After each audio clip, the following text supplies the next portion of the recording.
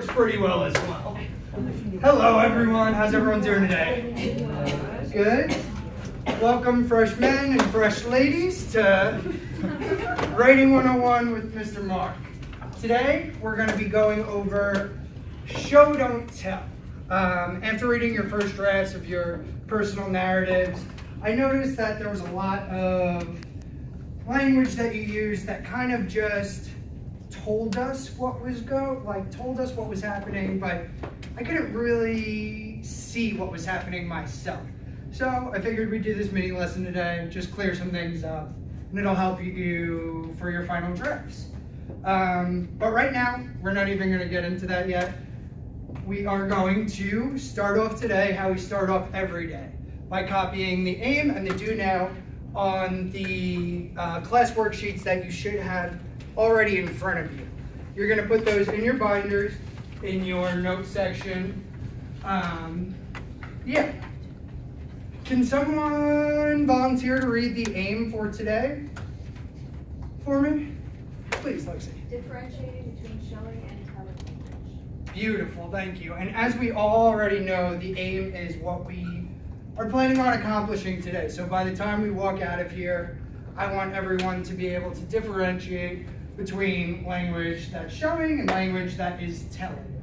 So, after you fill in the aim and do now on your worksheets, I want you to just go right into the discussion. Turn to the partner next to you. The do now today is to answer the question, what are some examples of interactions you have in your life where showing something to someone is necessary to achieve your desired outcome? If the wording on that is a little too complicated for you, like it's just too much, here's an example. So say you want to go to a party this weekend and your mom says, you got to clean your room first. You can't just go, hey Ma, I cleaned my room. She's not going to believe that, right? I know I wouldn't. You have to show her that you cleaned your room. Take her hand, bring her into the room. She sees it's clean. You get your desired outcome of being able to go to the party. Is that clear? If that's clear, can you guys just put a thumb up on your desk? Cool, looks like everyone's got their thumb up. Go right into discussion, please. We're gonna have about 2 minutes for this.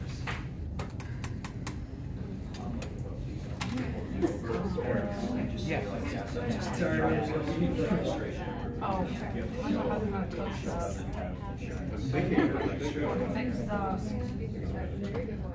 yeah, Jason.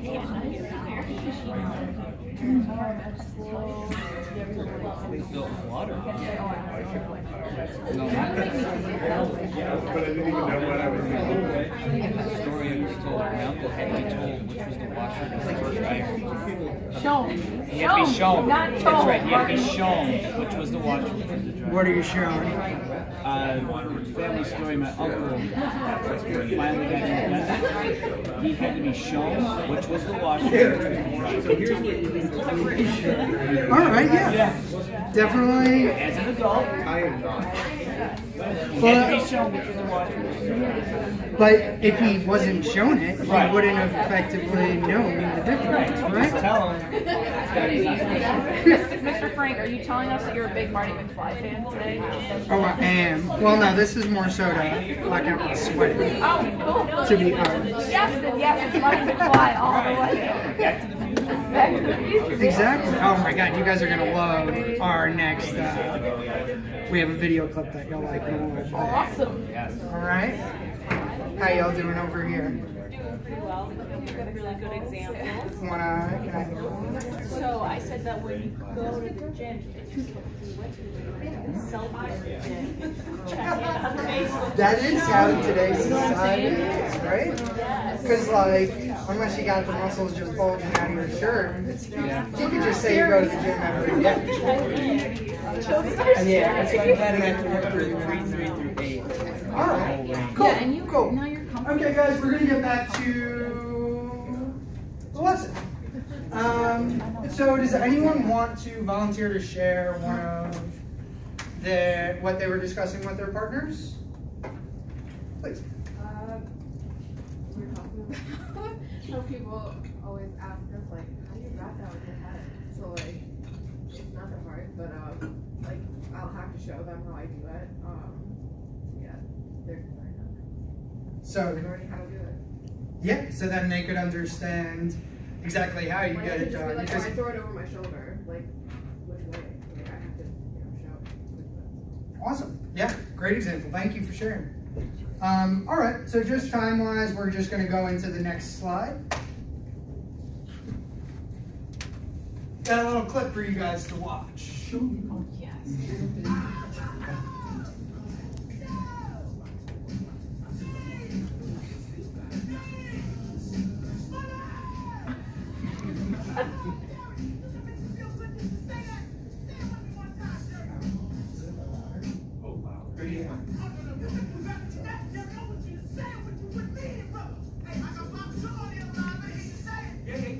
Show you the money.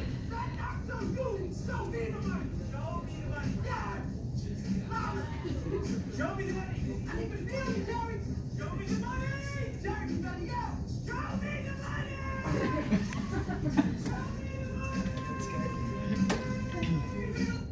All right, y'all. So just a little preface on why that clip's there. So Cuba Gooding Jr. has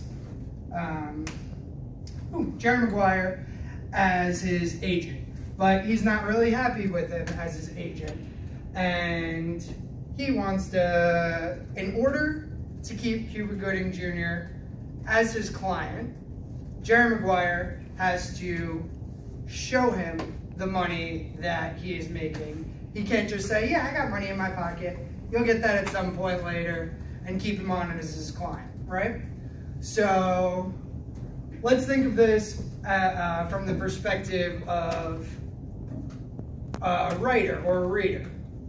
So as someone reading something, or as someone writing something, a story, what do you want your desired outcome to be, would you say? Like, from the writer's perspective. Doesn't that change all the time, like when you're trying to communicate something? It definitely does, but just like a general outcome. You kind of just want them to read it, right? And be interested in it, right? Would you all agree with that? Thumbs up if you do. Cool. So, from the writer's perspective, you want to show me the story. All right? Can you guys repeat that? What do you want? Show me the story. Oh, I think you guys could do a little bit better than that. Let me hear it. Show me the story. All right, there you go. Let's go into the next slide. Let's actually get into this. So telling, is everyone familiar with what telling language kind of is? It's kind of just like blah, boring language. But we'll go into it a little bit more in depth, just so we can outline it real quick.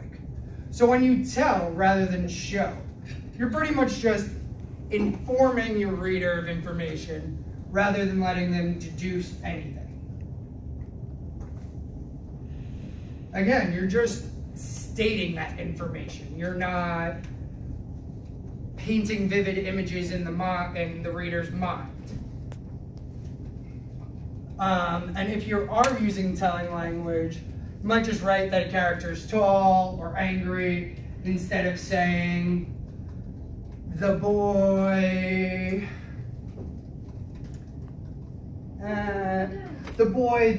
threw the chair across the room in anger. I don't know. That's a little bit more showing than it is by just saying the boy was angry, right? Cool. So now when you're reading, this is just some general ways of identifying when you're reading some telling language. All right?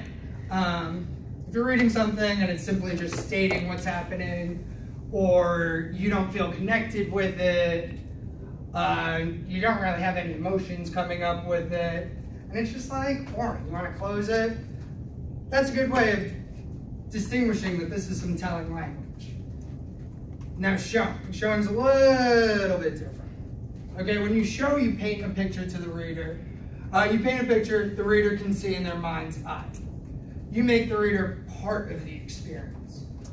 Also, I just want to make sure that everyone is filling in their worksheets with the notes that we have presented. So I'm just going to walk around the room as I go over this. All right?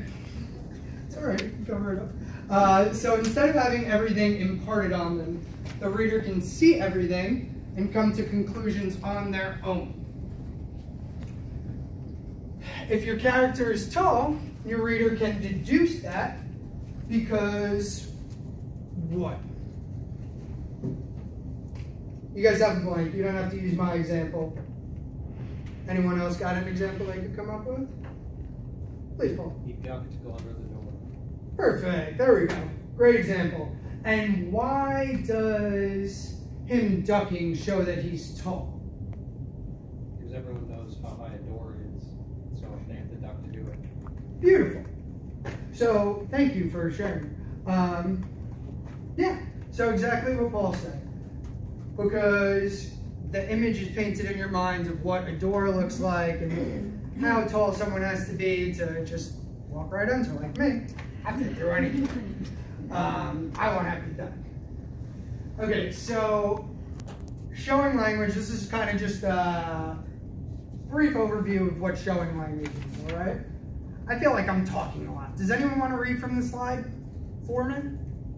Oh, thank you. Showing, components of showing language.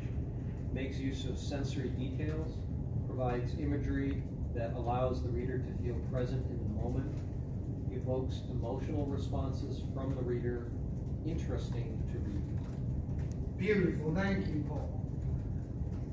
So, sorry, you're good. Is there anything about showing language that anyone is unfamiliar with at the moment that I could clarify a little bit more? No? Cool. All right. Thumbs up. Whoa, please. Yeah. When you say interesting to read, how is showing more interesting than telling? So I'd say showing is more interesting because the reader, I mean, they literally see the movie or the book playing in their mind as they're reading it, rather than just seeing the words on the page. And that's going to help you have help you become more engaged with the reading and enjoy what you're reading. So, yeah, I think that's one of the biggest components about showing, actually. Thank you. Does that clarify things? Yes. Cool. All right. All right. So now you guys are probably wondering how to do this yourself a little bit. So to create an interesting story, the writer needs to show, not tell, the reader about what? People, places, and things. So when talking about people in your story, you want to talk about how your characters interact with each other, and that could be through dialogue, that could be through the way a character thinks about someone else, that could be any kind of interaction between your characters, right? That gives you a really good way to provide some figurative language and description about the characters, right? Then places. Someone want to tell me or read how to talk about places? Where your story takes place and how the background interacts with your story. Perfect. And now things?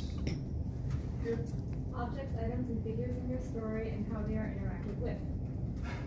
Awesome. Is everything on these slides, are we all clear with everything? Is there anything I can clarify for you? No? All right, let's go to the next one. All right. So that was kind of the general explanation of how we get into showing instead of telling. You guys are probably wondering, how do I actually achieve that in my own writing, right? So we're gonna go into a few different literary devices that could help. Dialogue first. I briefly mentioned it before. Can someone read the slide for me? Dialogue allows the reader to experience a scene as if they were there. Dialogue can teach the reader a great deal about character, emotion, and mood. Instead of telling the reader your mom was angry, they can hear it for themselves. Beautiful. And can anyone guess why why words in green? It's a sensory word. Exactly, yes, perfect. Because sensory details and sensory words are how you kind of really get into your, how you really utilize figurative language and make your writing a little bit more interesting. An example of strong dialogue, I'll read this one. Christopher Walsh, Mom bellowed, get your butt down here this minute. So, what tone do you think that has? What does that say? What's going on in the scene, just from that example? He's in trouble. Yeah, he's in trouble. How does his mom feel? Angry, probably. And why did you come to those conclusions? Because she bellowed, so she's like yelling it, and there's also the exclamation point at the end. Perfect. And we've all kind of been in that situation, right? Like, we understand if your mom's saying your full name, things probably aren't good. That's kind of just like a red flag. Thank you so much. Let's go to the next one. So sensory language. Just briefly touched on that before. Does anyone want to volunteer to read this for me? Here. Thank you. Sensory language. In order for readers to fully experience what you're writing about, they must be able to see, hear, taste, smell, and touch the world around them. Try to use language that incorporates many senses, not just sight. Perfect. So some examples of using an example of using sensory language. Ugh. My throat always tightens up when the sour taste of sweat drips off my nose and into my mouth during practice. Ugh. Just sound like you can feel that, right? Put your thumbs up if you can feel that. Come on. Let me know you guys are with me. All right, beautiful. So what words here really make you feel that? Does anyone have any idea? Sour taste. Yeah, right? You're describing the taste of it. It just ugh. Anyone else? Ugh. Okay, bonus points. What is ugh an example of? Yes, thank you. All right, cool. Next one. Simile and metaphor. All right, so this is going to be a refresher on our guest lecturer from a few weeks ago, Miss Orley. We're all pretty familiar with metaphor, simile and metaphor, right? Does anyone want to give me a little refresher on what a simile is and what a metaphor is? His mom is a lie. Awesome. Perfect. Perfect. And then what's the simile?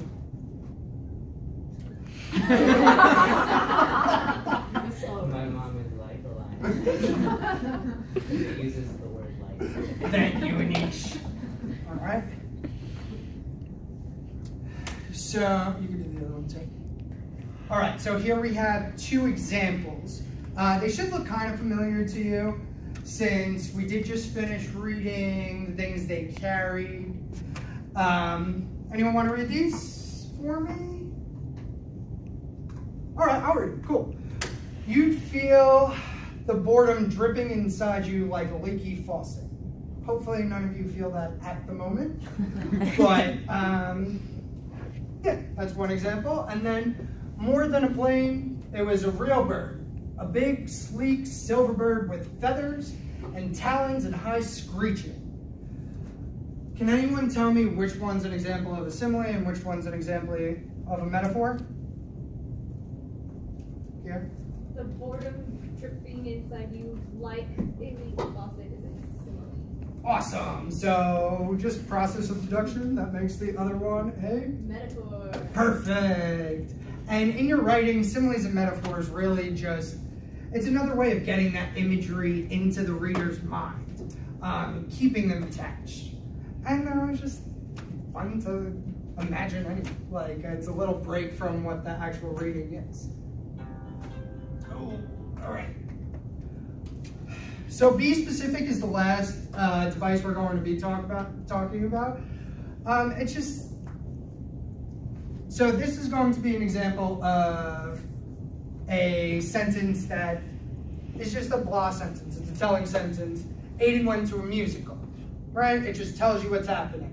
But a way to build on that and really make the most of it, because a friend told him that seeing a musical is the thing to do in London, Aiden found himself standing inside the front door of Foxwood Theatre.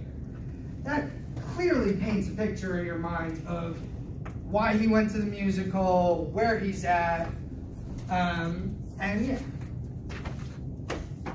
And then last but not least, I was going to end off the class with y'all choosing one of the 3 examples of a blah sentence, because I am a huge advocate for choice in my classrooms. You guys get to choose one, and then just change it into a showing sentence, and then hand it in on your way out. All right? That's it. Thanks, guys.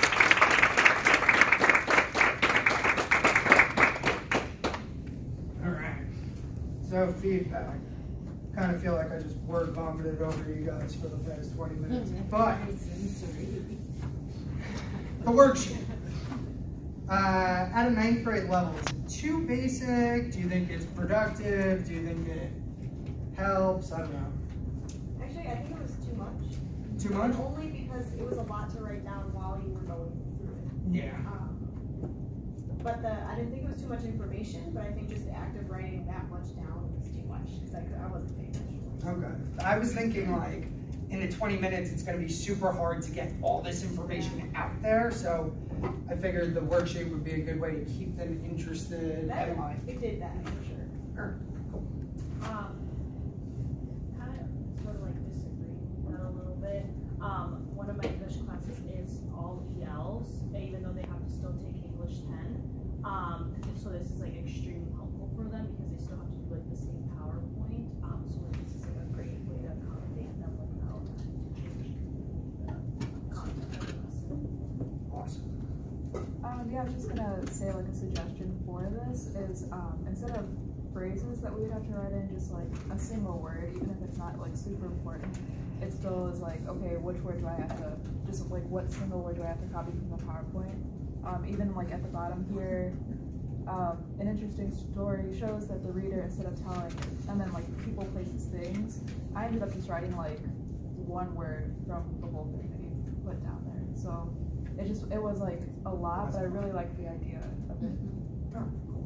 I also think there's something that I think about a lot, like teaching my students to take notes, and I think this is a good way to get them started in being able to take notes on their own using something like this. So I think it's cool idea. So I think it has the benefits and cons. If you were to use it, probably just use the PowerPoint. Like, I was like looking at it, I was like, okay, we're already on showing, that's like down here, and I was still like trying to fill out telling. So visually, it's kind of not matching up. So if you just have the PowerPoint with like blanking out stuff on there and having the students fill it out, when you could make the note taking. yeah, like match up with that. So it shows the slide. It shows the slide and then whatever. The reason I didn't fill it out was because you were so engaging that I didn't look down. So I was like, okay, I totally forgot about this. You did a lot of the talking. One thing I really liked is when you said, I think I'm talking too much. Can someone take over? Also a strategy to like get people talking, and teachers talk a lot. I saw my teacher today too. It was like, someone read this for me, and like they were pretty engaged and wanted to do it. So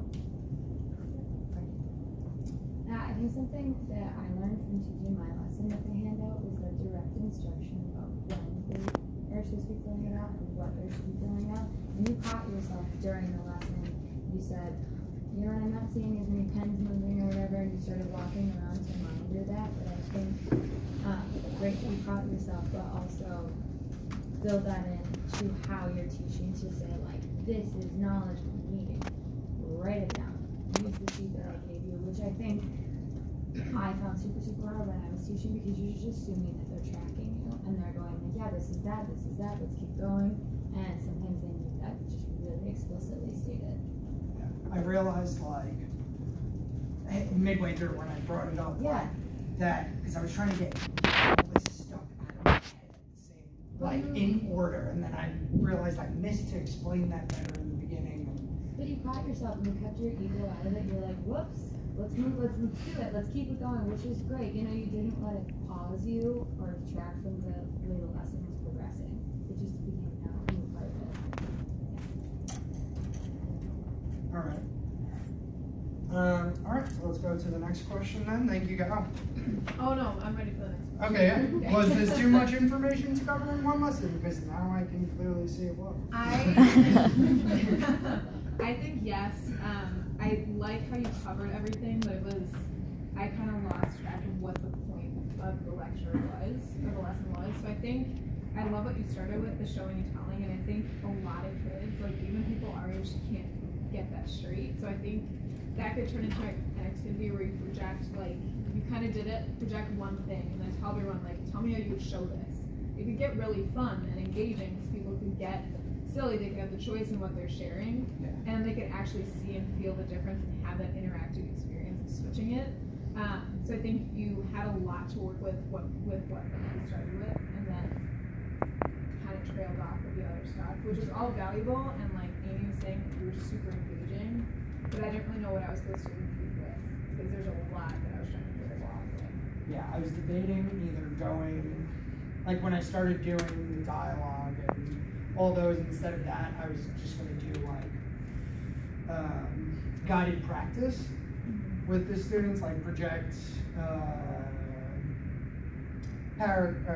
text of like just showing language, and then have us all like underline and go into why we're showing and stuff like that. Well, yeah. Yeah. I think it's too much because we've done it right since live. I'm just going over it again. They tracks from like we're just here, like we got sidetracked with like the line they know keep coming up. So they mean like well how you did like what's an example of yeah, great, you want like that. Like this can be too verbally. Like having a whole time there. But then like you have you know like would that be on would that be in the thinking structure? Like what would it's not Well, the note taking was to make sure that they were going along with the slides, and in a longer period of time, I would have been able to articulate what I was trying to get at better than just reading everything. There's a way for them to like, it starts off with them literally filling in just words, and then it's them putting in their own notes by the end of it. I don't know. Talk about it as a model and some executive skills of taking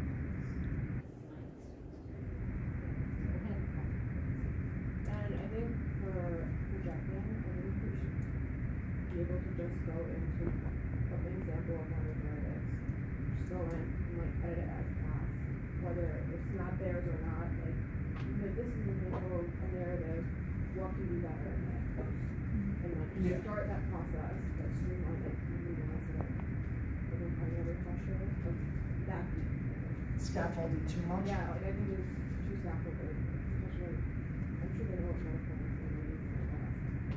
Alright. Yeah, Well, since you said you designed this mini lesson based off of what you saw in their first drafts, you can use their examples from their first drafts, anonymous ones. I mean, obviously you didn't expect that here because you can't write anything for you. But you can use those, and then the kids who know that, oh, that was mine, I can fix this way or a different way. Yeah. So you have those examples to work with right there, and you don't have to come up with them. Sure, that's awesome. Are you going to teach this lesson this spring, you think? No. No? Okay. I wasn't planning on it. One thing I would say that was really, really good, like, and I would push back against Amy's discussion about metaphor and simile, whether or not, while it might not need a slide, I think, again, something we explored in lecture discussion and direct instruction is that need to tie to prior knowledge. And I thought that that was a really good way to do it, because it's something that all clearly resonated with us. So then we're definitely engaged in what's going on. But I also thought another thing you did really well was when Raquel was speaking, and I think, Dr. Cohen, you might correct me, I thought the way you drew out her and her thinking with the whys and stuff was pointing to like that metacognitive process, and then you even went further by modeling it right after, and I thought that was really beneficial. And the reason I asked whether or not you're going to teach it is because one way I think you could shorten it, and one way that I think, because it's showing and telling, like I said, I was excited when I first saw it up there. I think there's a time and a place for telling, and I think that that kind of got lost. And so you don't have to put them together. I think you can talk about showing and descriptive language on its own and say, guys, we're doing a great job with this, but you guys aren't just using descriptive language enough. Like, and then you can move, like, it shortens a lot of that. It exists in its own space, and you get more like purposeful writing and things like that, rather than necessarily having those two be a dichotomy, which I think is a little bit false. Thank you. Awesome. Oh yeah, okay, I want to start by saying that I think your students are going to be so lucky to have you. You're so energetic and performative and quirky, and like you have these idiosyncrasies. Like your kids are going to want to hang out with you, but like let alone just like pay attention in your class. It's like sort of unrivaled, so that's amazing. I actually don't think it was too much information to cover in one lesson necessarily, despite the timer going off. So I would push back against some of those comments, and I think that what would make it fit more, and I know sometimes it came off in a way that I know can't be true, but sometimes it came off like you were discovering this for the first time. Does that kind of make sense? Like you had surprised yourself with what was next? And it can't be true because the PowerPoint was so organized and thorough and beautiful with the animations and the graphics and the movie. So like, I know that isn't true. But just like, I think if you had practiced it one or two more times, it would have fit in. That's all. So I actually don't think it was too much. Cool. Yeah. Thank you. Just like random classroom management comment, kind of going off of that. I really liked when you were like, you had us basically yell out loud, and you're like, oh, I know you guys can get louder than that. Just because in high school, yeah, like these kids need to like release some energy. So I thought that was awesome, and you are naturally like a loud person, so you can definitely use that to your advantage and just like get them up to that level too. So that was really cool. Cool. Thanks. And that went on, right? Yeah, they do. I mean, these are great suggestions. All right. Yeah, I'm more than happy to keep going with that.